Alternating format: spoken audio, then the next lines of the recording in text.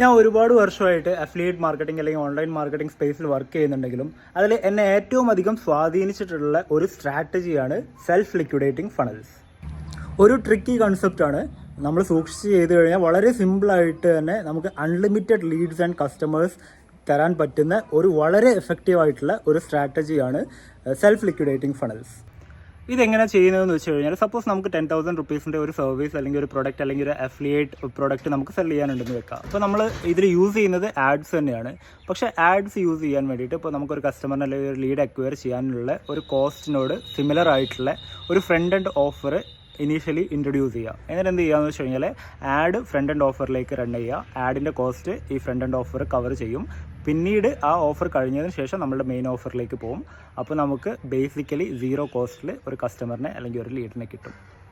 ഇതിനെക്കുറിച്ച് കൂടുതൽ അറിയണമെന്നുണ്ടെങ്കിൽ കമൻറ്റ് ചെയ്യുക, അല്ലെങ്കിൽ ഞാൻ ഇതിനെക്കുറിച്ച് ഡീറ്റെയിൽ ആയിട്ടുള്ള വീഡിയോസ് ചെയ്യാം.